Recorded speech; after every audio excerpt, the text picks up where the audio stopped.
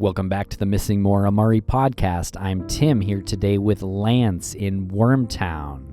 What's up, Lance? Not too much. How are you doing today? Doing pretty well here in the Crawl Space Studios. Excited to get this information out to the public. I never thought that I would learn so much about soil.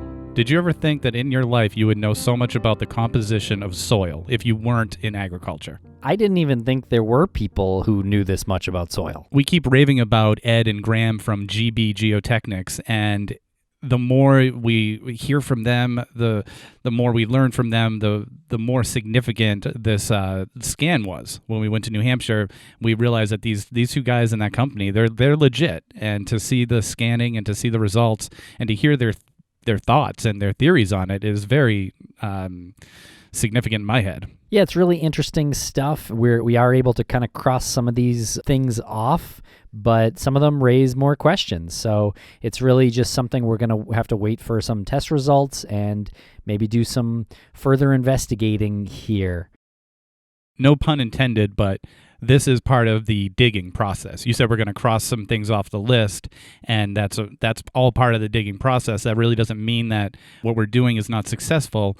It's actually the contrary. It is successful to cross something off a list. It does raise questions when you hear what they said and you hear the anomaly that they've found or anomalies that they found. They're able to explain some of them. They're not able to explain some characteristics of one of them. So they're going to look into that a little more. And we have people out there who listen, who want to know what the results are, and we're going to give you the results as best we can within the legal parameters that we're, responsible to maintain within. Maybe for the next episode, we should take a step back and kind of just review a lot of this information, because I feel like there's been a lot of information coming forth after this search up in the White Mountains and then that conversation with the parodies. Maybe we should take a step back and kind of break down these bits of information one by one on the next episode. So send in your questions if you've got them. Email us at missingmauramurray@gmail.com. That's an excellent point, because we're entering into a chapter of this whole journey, a chapter of this podcast where we're going to be getting this information that we've really never dealt with before. So to put it out there in a rapid fire manner just probably isn't the most responsible thing to do. So I think the best thing is, like you said, we're going to put out the information. We're going to let people digest it. If you have questions, email us. We're still digesting it. And some of your questions might be questions that we didn't think that we had until we read them from you guys. So all of the information, all of the communication really needs to be as clear as possible right now in order for us to disseminate stuff and move forward. Okay, so thank you very much for listening. Please follow us on Twitter at Maura Murray Doc. We're also on Facebook and Instagram as Missing Maura Murray. Thank you very much.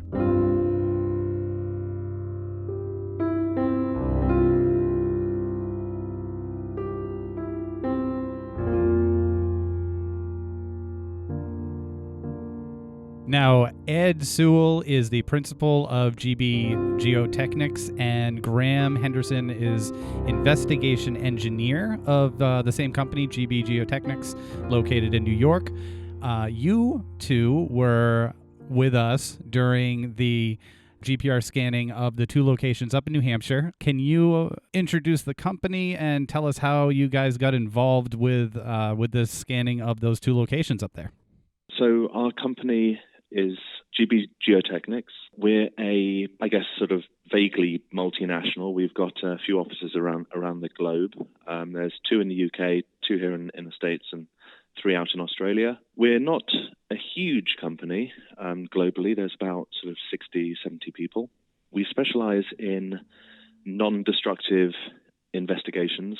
We use various technologies such as ground-penetrating radar, metal detection, various acoustic techniques, thermal imaging, things like that to help us assess structures, historic structures, as well as modern buildings, monuments. We work mainly with engineers and architects to help answer, problems and questions that may arise when they have them.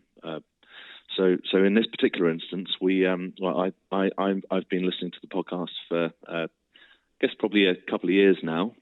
Saw that Maggie was she put together I think it was a GoFundMe, and saw that she was looking for a firm to do some ground penetrating radar up in New Hampshire, and so I got in touch actually via you guys. I think I shot you an email. Yep. A few months ago, just to sort of introduce our firm and to mention, I guess, sort of talk about how we might be able to help you. We have to say the timing on that was perfect because we had just put up the GoFundMe. We worked with Maggie on getting the word out there for that, and we had raised as much money as we thought it would have cost. But you folks approached us and offered it with no charge, free of charge. Well, what made you make that decision?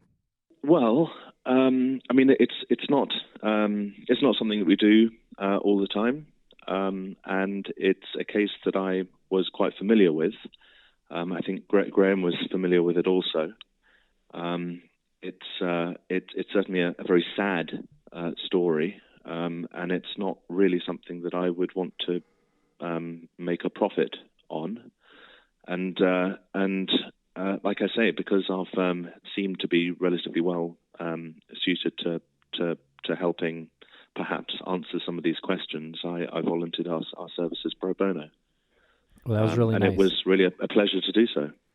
Well, that's great. It was a pleasure to meet you guys and get to know you a little bit and work with you up there.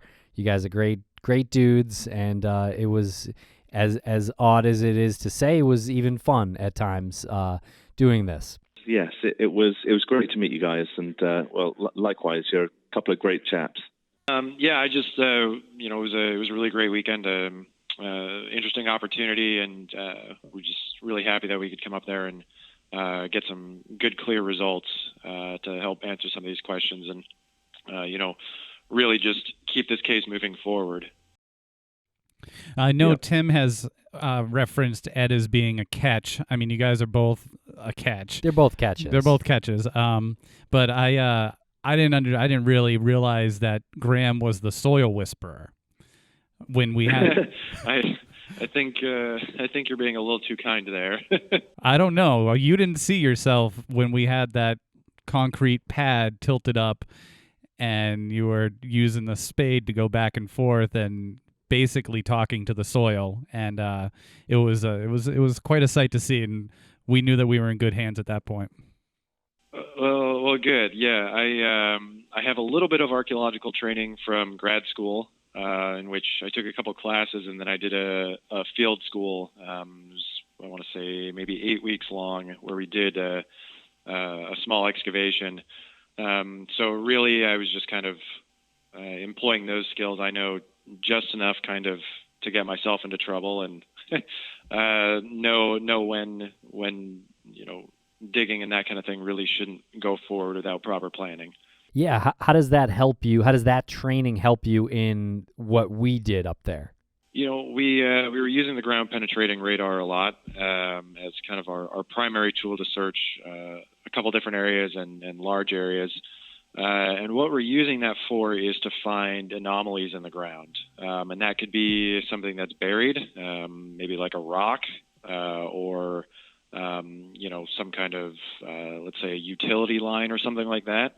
Or it could just be changes in kind of the composition of the soil. And so basically once we see something like that, then you can really start to look at the soil and analyze it. And so specifically what we're talking about is underneath the slab of the deck of the house that had the trailer. When you're looking at that, basically what you're doing is you're looking for some kind of boundary or change in the soil, and that is kind of caused by a disturbance because not to get too into the scientific detail, but essentially soil is built up over a long period of time.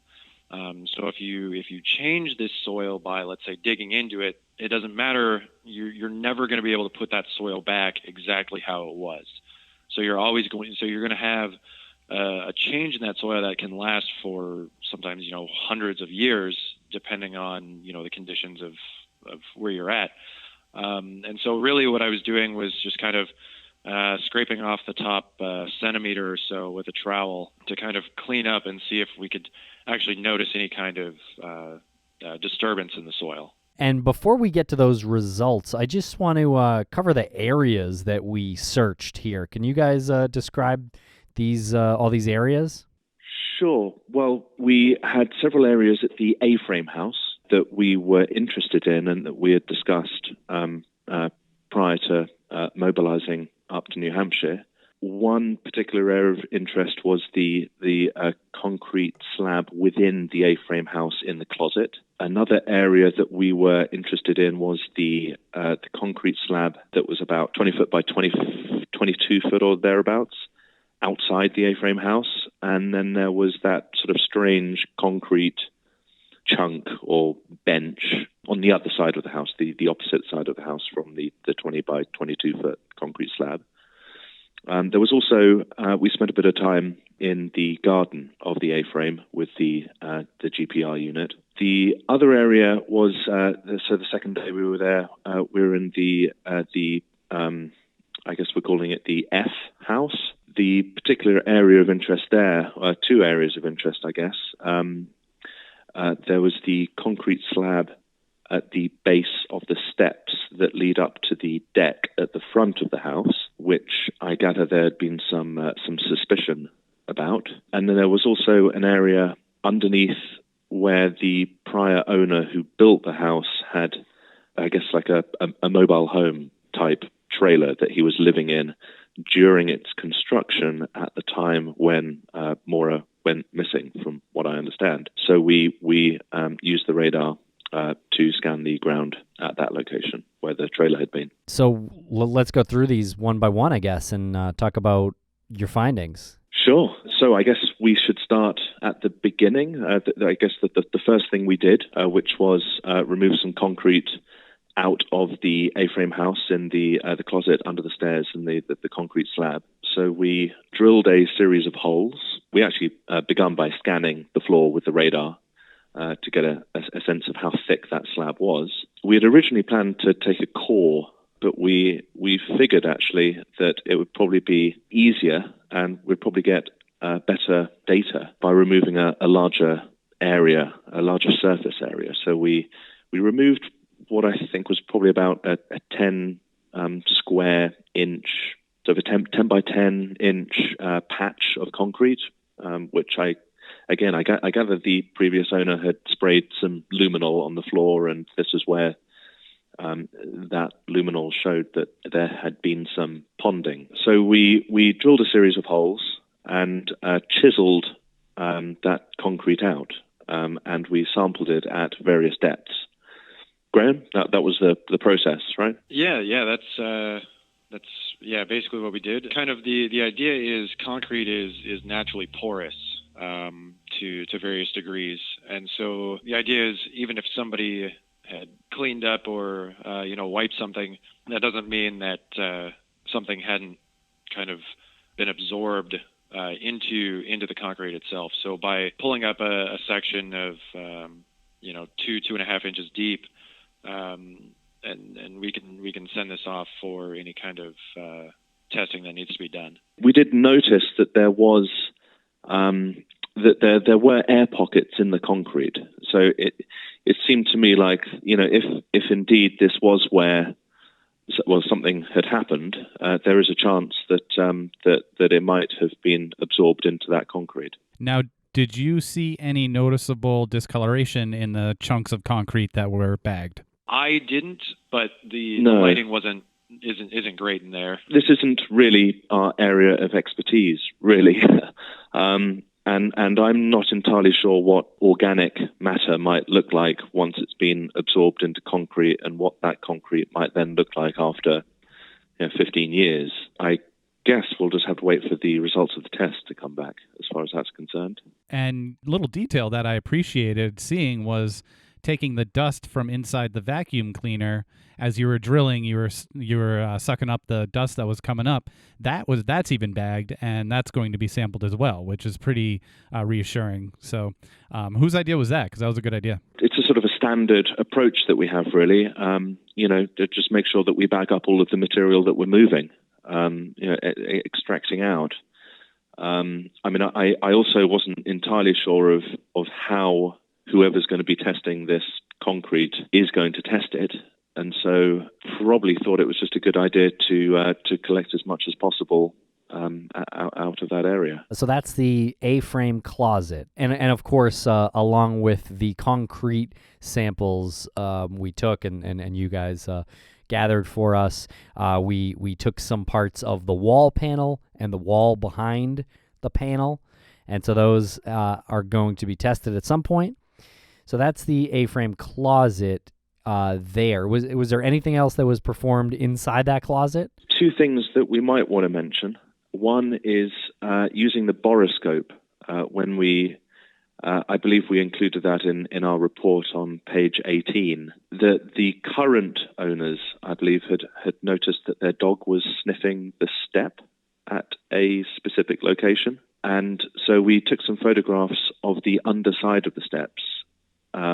It's a wooden staircase going up to the second floor. Again, I'm not really sure what I'm looking at, but it looks to me like there's some sort of staining on the wood at about the location that this dog had been sniffing.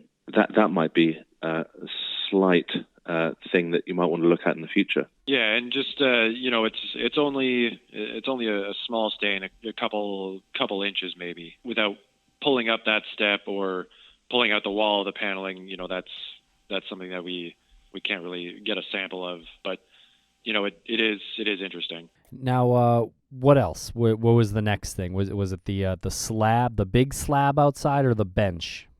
Right. So next was the bench, I think, wasn't it? We went and had a look at it. It did look a little bit odd to me. It's a very large chunk of concrete. It looked like it had been cast to some extent in a form, i.e. it was kind of smooth on the front face and a couple of the longer faces. The ends of it, the two ends, didn't look like it had been cast to me. So it almost looked like a sort of a middle piece of a much longer or just a longer piece of concrete. It didn't have any reinforcement. Not entirely sure where it came from, what it was, but it certainly looked strange to me that it was cast. You could see the form on a few sides, just not at the ends, which was the first thing that struck me about it. We managed to, several of us, shift it. So there was an idea, I think, that maybe it had been placed there for a specific purpose to perhaps hide something underneath. We rolled it out of the way and then scanned the ground with the radar. And again, we didn't see anything that was of particular interest. We did see a little anomaly, and we probed down to it, and it was a large rock. So that was about all we saw there. It looked to me like it had probably been placed there. It was a little sort of clearing, and it looked like maybe the owners or previous owners had maybe had a fire pit around there at one point. It looked to me like there was sort of a few little strategic stones and things that had been put around there. So that might have been its purpose. But where it came from, I have no idea. It could very well have been residual concrete that was left over from pouring the slab of the house, or perhaps this other larger slab that's outside the A-frame. Okay, so let's talk about that one. What did you guys find in the big slab? To kind of orient everyone, basically it's a large concrete slab, and it's about 22 by 20 feet or something along those lines. And there's one of the corners, you can see what we assumed was the edge, the underside of the slab, and so that measured to be about 11 inches. So it's a big, thick slab. But actually, once we did GPR, we're kind of interpreting that the slab is actually closer to 18 inches thick. So it's this is some serious foundation work. But so some of the things that we noticed when we did the GPR was that it has structural reinforcement, and that would be In this case, not rebar, but things like that. We think it's actually a kind of a metal mesh that you lay down for structural reinforcement. What's interesting about it is the reinforcement doesn't cover the entire slab as you might imagine. It actually basically divides the slab into equal thirds. So you have sort of reinforcement, and then you have about a 7-foot gap where there's no reinforcement, concrete all the way through, and then you have the remainder of the slab is then reinforced. So that type of reinforcement can make it a little bit more difficult for the ground penetrating radar to see below it, and that's just sort of the way that the radar, I guess you could say, just reflects off of that metal. But we were, able to still pick up things of interest below it. We kind of picked out 3 things in particular. One of them we're pretty sure we can rule out as just kind of one of those post holes that you noticed that you've mentioned on previous podcasts. Just basically when the GPR went directly over top of it, it kind of shoots a big spike. Like a PVC tube, one of these PVC tubes that appears to have been cast into the concrete. Then there were 2 others which were kind of larger anomalies, and by large we mean maybe about 2 feet. If you wanted to, I guess, kind of cube it off, you would say 2 by 2 by 2, something like that. These are right at where we're seeing the back of the slab, or slightly punching through what would be the back of the slab. And that, there's a lot of different things that could be. The geology of the area is very rocky. It's former glacial. So, and right next to the slab, there's a bunch of big stones. So just because there's some kind of thing that we're seeing doesn't mean it's necessarily anything nefarious. Really, I guess one of the big questions is just trying to track down when this slab was made. Can you tell us about how you would age or date concrete like this? It would be difficult to age this concrete precisely, but there are a couple of techniques that you can use to get an approximate age on concrete. It would involve collecting some samples. The first process would be to perform some petrography and chemical analysis of the concrete. It would involve taking some samples, sending them off to a testing lab, of which there are several that we use in our line of work, not for aging concrete necessarily, but there are various types of tests that you do on concrete, strength testing, compressive stresses, and that sort of thing. So petrography will give you an idea of the makeup, what was in the concrete. From that, you can sort of get an idea of how this concrete might have weathered. So it's a way of potentially dating concrete, but you need to have quite a lot of information, about sort of the area that the concrete was from, how exposed it is. All these sort of things will come into effect.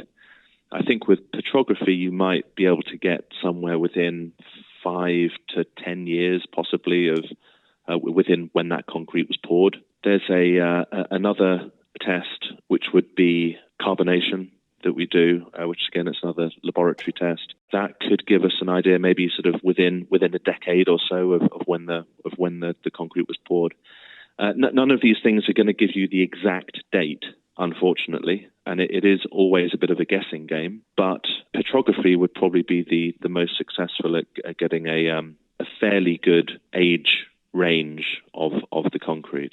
Right. So what you're saying is if you were to do that test and it could get it to, say, 5, 6, 7 years. So we could sort of work out, is this concrete from around about 2004, 2005, or is it, closer to 1994, 1995, or is it even, maybe 1950s, or is it that sort of thing? These techniques are probably going to, get you somewhere in the ballpark of the age of that material. Yeah. And then I guess based on that, then you determine, is it worth it to go actually identify what those anomalies are underneath it? Exactly. And that's where it would get a little bit more tricky, really, because, we had originally planned to take some cores through the concrete and then using a soil sampler, sample down to any anomalies.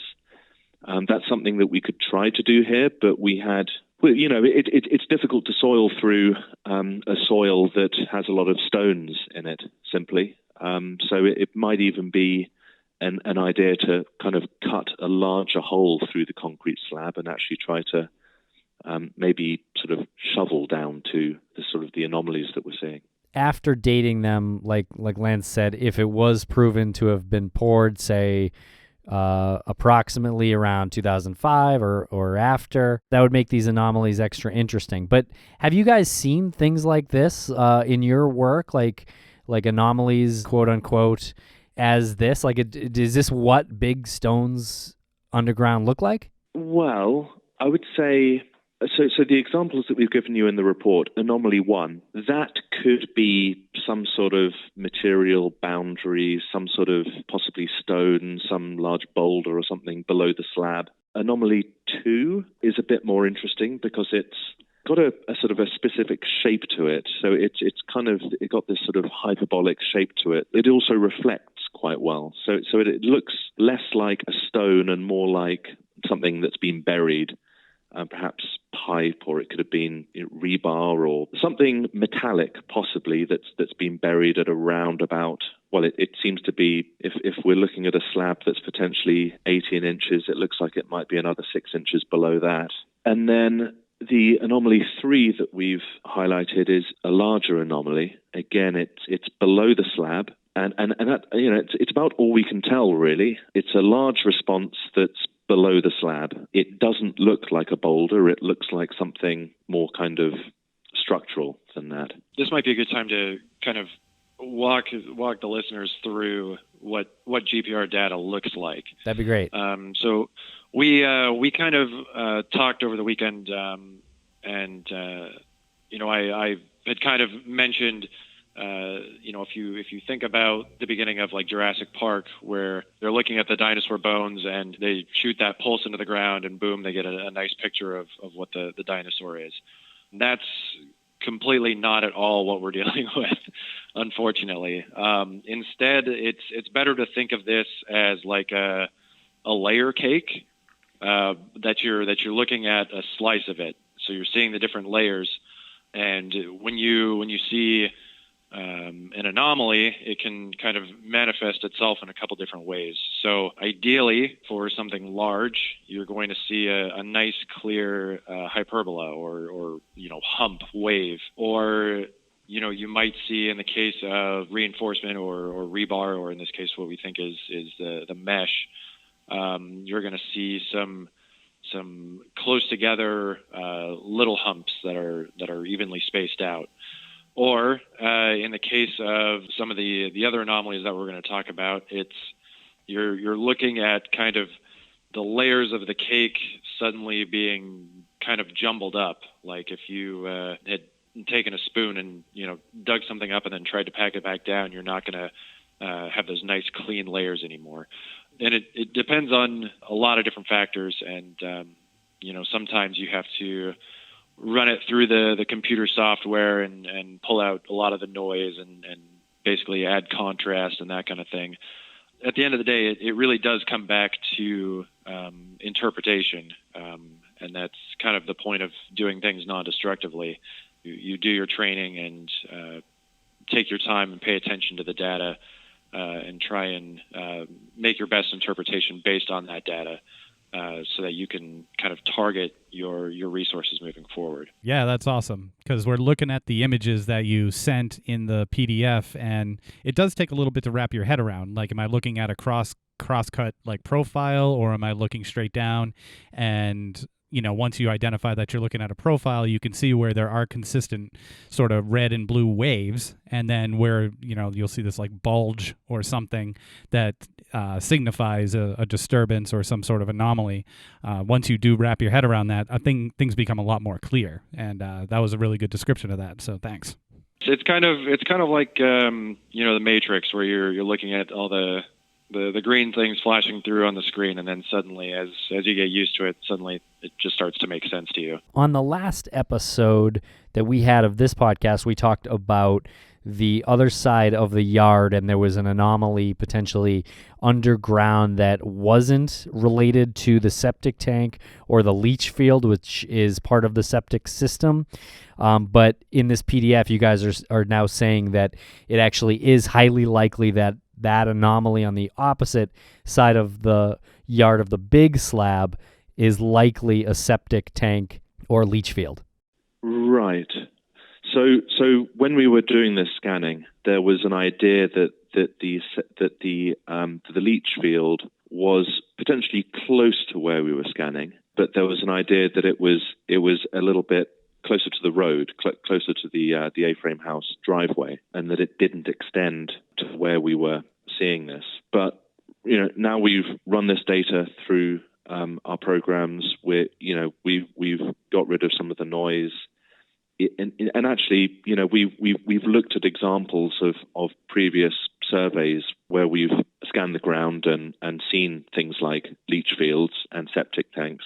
And I've got to say, this just looks really, really close to what you would expect to see from a leach field. Okay, great. Yeah, that's good news. Yeah. At least we know that it's likely not something to further investigate, so we can pretty much cross that one off.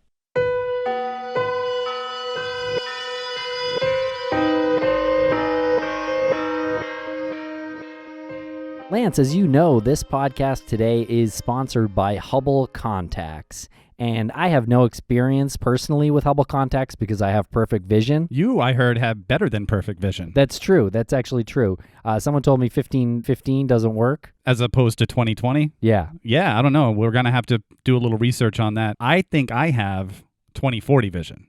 So I think that's borderline legally blind. But what if I told you, Lance, that you could get a fresh pair of contacts every single stinking day for less than you pay right now? I'd tell you to get out of the room because you're a lying son of a bee. And before I left the room, I would show you HubbleContacts.com.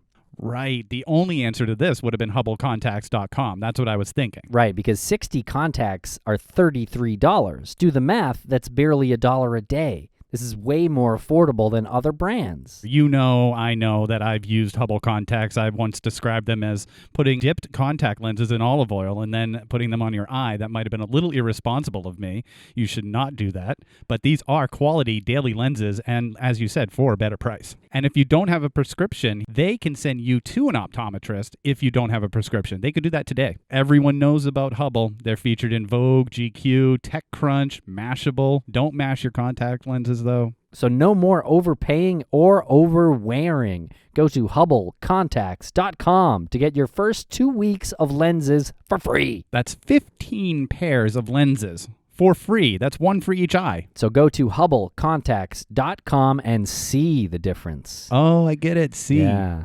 Make sure to select our show, Missing Maura Murray, at checkout.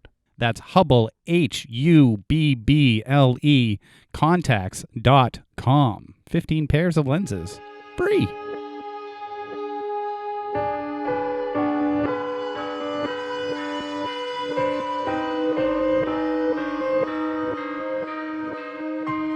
So let's move on to the F house. It's Rick's former house.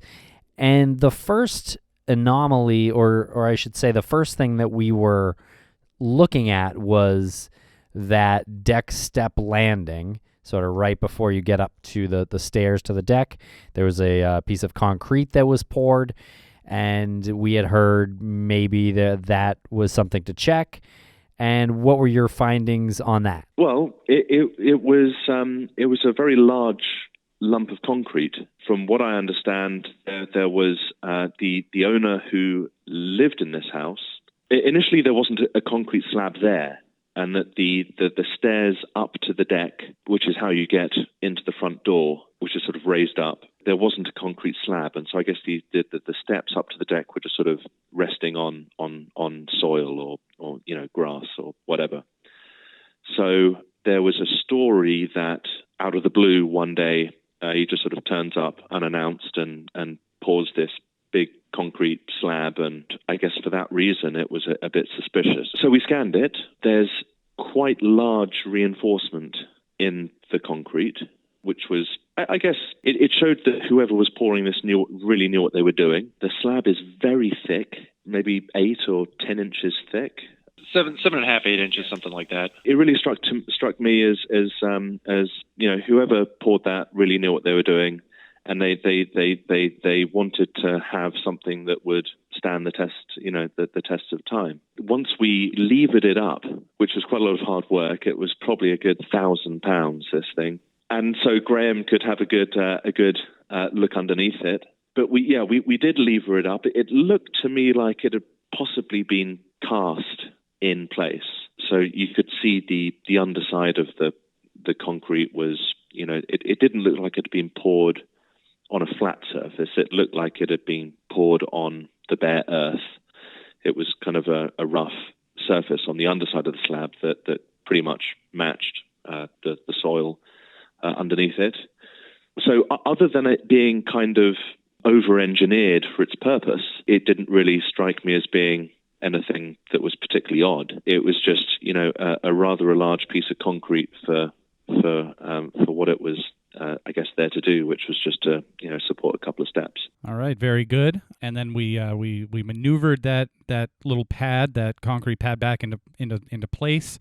But before we actually did that, or sort of simultaneously, you were running the GPR over the lawn itself, and there's some interesting findings there. Can you fill us in a bit on that? Yeah, okay.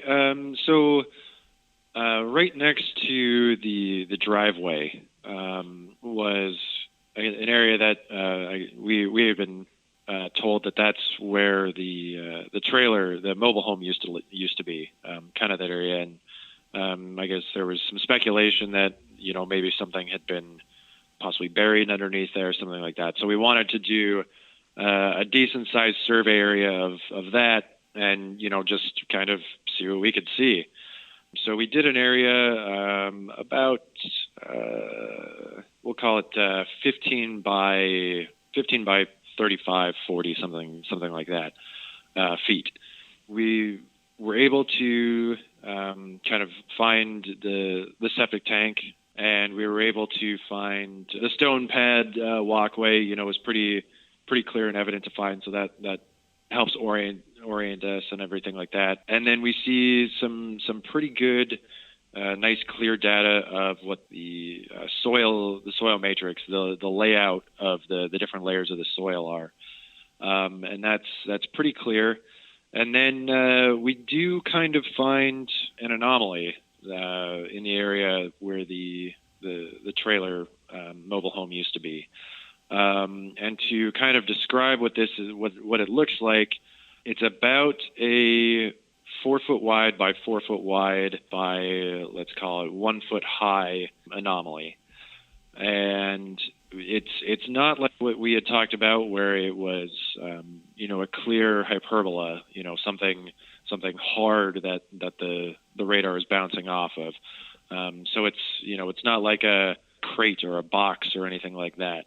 Instead, it's really just an area where, when you're looking at the soil responses around it, suddenly a lot of changes are going on with this patch. So the layers are kind of all jumbled up. You can see a very nice clear boundary below it, and kind of where there isn't any sort of disturbance to the sides of it. And the soil above it, the layers are less compact and thicker. It starts at about 12 inches deep and goes to about 24 inches deep, which is interesting because we kind of stumbled across this anomaly, and so we decided to take a soil sample right next to it, and we could really only get to about 12 inches deep with our soil sample before we hit a gravel layer, which then, looking at the data, you can kind of see where that is. So actually, the anomaly kind of breaks through, or at least it appears to break through, kind of this layer of gravel. It is something of interest, and it really did kind of catch our eye. Okay. And I have two questions.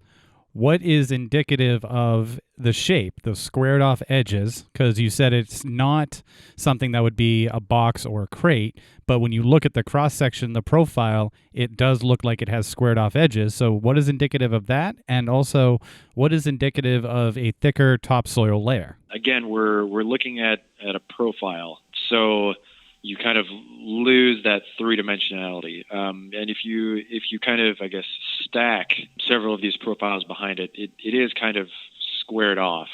Not perfectly, but something that really doesn't appear to be natural. So something that could cause that would be if you were digging something and you dug generally straight down with squared off edges as opposed to digging just like a ditch, that would kind of give you those unnatural sudden changes, because then once you backfill that soil again, you're not ever going to get those perfect layers again. And as far as the change in the topsoil, again, that looks, to me at least, it looks like some kind of backfill, where because you don't have the same, I guess, weathering or soil buildup that you do everywhere else, things like weather and water erosion that are going to form these soil layers, this looks like something that hasn't really experienced that in the same way that everything around it has. Not a box, not a crate, and it doesn't look like a typical big stone or kind of boulder type situation. No, to me it looks like, as Graham's described, it looks like someone's dug like a 5 foot by 5 foot square hole in the ground. So that's the type of an anomaly that we're seeing, and it's then been filled in. And so what we're seeing in the data is a kind of 5 foot by 5 foot by however many inches deep, and so that's what we're picking up in the radar. It's not a hyperbolic response, so it doesn't look like there's something that's reflective in there. It's more a sort of a disturbance in the ground that has clearly defined edges to it, which again would lead us to think that it's like a trench, like something's been dug down in a relatively sort of square method. In your experience, have you ever seen anything like this that you can compare it to, or is there anything in the area that you can look at and say, in the immediate area, it makes sense for this trench-like or this square-like hole to be here, and then filled in? Well, I mean, there's a road.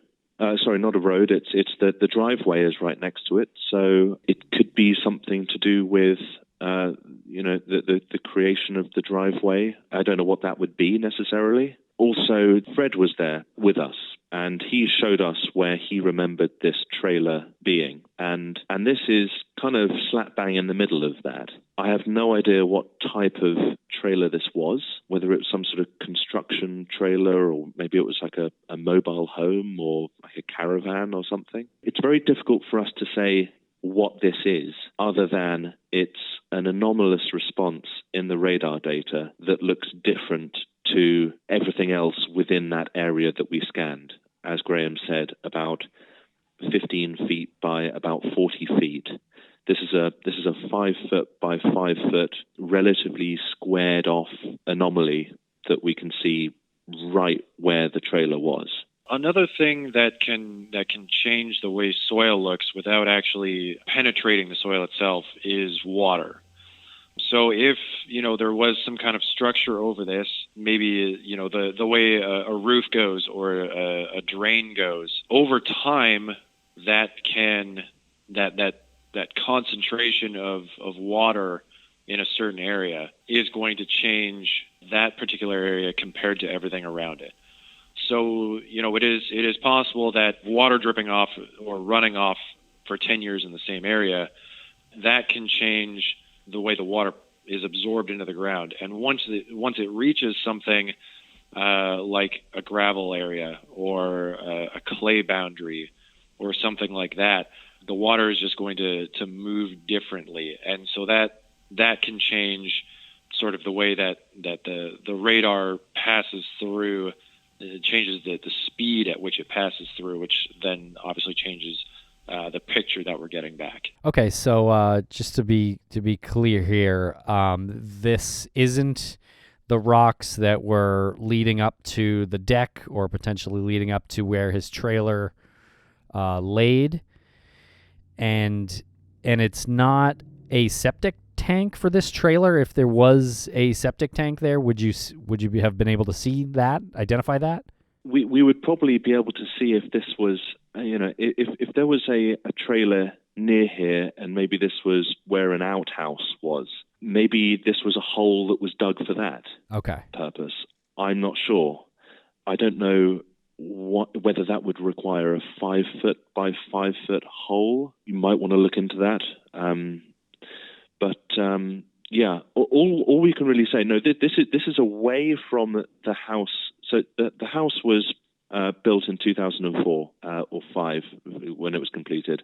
The septic system that's currently there, we have identified in the radar data. The leach field, the current owners of the house know where their leach field is, and it's nowhere near this area. And this also has got nothing to do with the kind of the rocky pathway that leads up to the front of the house. This is away from all of those things. Okay. Now, what if Rick did connect some kind of plumbing system inside the trailer to the septic tank that's kind of across the yard? Could this anomaly account for any underground construction to do with that? I mean, it certainly could, and which is why I'm very apprehensive about saying what this is. All we can really say is an anomaly that we're seeing within the area that we scanned. So in your professional opinion, what is the next thing to do? So the soil sample that we did here, we managed to get down to about 12 inches or thereabouts, and that's when we hit this gravel. I think it would be a wise idea to actually dig a slightly larger hole down to that gravel layer. Have a look at what sort of gravel it is. Is it natural, or is it something like a crushed rock, perhaps? Is it something that is maybe natural, or is it something that's maybe put there deliberately? And then maybe where we did the soil sample in the same location, dig down below that and maybe see if we can sample some of the soil there and test that. Graham, do you agree with that? I would agree. I would say, well, first get the sample that we did take, get that tested, because if that comes back with something interesting, then this becomes a priority, obviously. But I would say that it would be okay to do kind of a larger, I guess, shovel test size. So maybe a foot in diameter. Just kind of you can punch that straight down. That'll allow you to get through that gravel layer. But I would not recommend putting anything directly through where we see the anomaly, but immediately adjacent to it, you're probably okay. And the reason for that is, again, soil change is there because it was changed. You can't do any kind of excavation and then redo it. Once you've done it, you've changed now the soil again forever. And so if you're not being careful, you could potentially ruin something very important. So I would just say exercise caution. Yes, that's excellent advice. Pardon my ignorance on this, but when you're looking at these cross-section profile views of the anomaly, you wouldn't see something that would be buried there if there was something buried there, correct? If let's say someone buried a television set, you wouldn't see the outline of a television set, would you? You wouldn't necessarily be able to see that it was a television set, no. But the thing with a television's made with plastic, it's made with metal. Those are all amazing reflectors. So you would see very clearly in the data that this is something that's made from those types of materials, and you would see that being reflected back to the receiver. You'd see that in the radar data. So this looks more like a sort of a homogeneous response, right? So there's nothing in there that looks like a television set. There's nothing in there that looks like it's a whole load of metal trash and garbage. It looks like a change in the soil. What I would say is that if organic matter is put in there 15 years ago, we're not going to see that organic matter. organic matter is going to have homogenized with the soil around it, which is so what we're really going to see is that change in the soil, which is what we were trying to do here. We were trying to see if there were these changes in the soil that might then lead us to think that, perhaps something organic was buried there at one point. And also, some of the things that some of the questions that are still out there are, cell phones and backpacks or just other personal effects.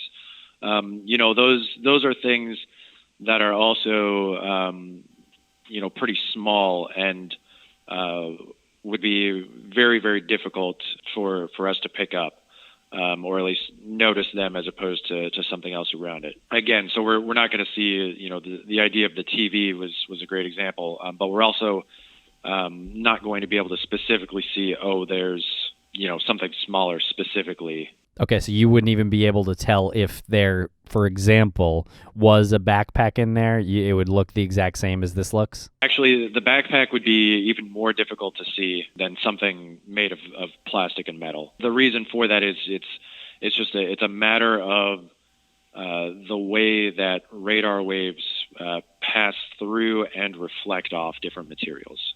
Any thoughts to this point on this work that you guys would like to add? I'm really looking forward to hopefully getting some information back on the samples that we collected. I think if you combine that with the GPR work that we did, I think hopefully that kind of really answers some things about it, which was kind of my ultimate goal, was getting answers to either confirm or eliminate things, so that this doesn't stay bogged down, so it keeps moving forward. So I'm really happy that I was able to kind of contribute to that, and I, if I can help out in the future, I would be more than happy to. I just hope that we haven't added more confusion and frustration to what is already kind of a confused and frustrated thing here. Have you seen what's been going on the past few years? I think what you've done in mere weeks has not only cleared up some confusion, it will have gone a long way to eliminate locations.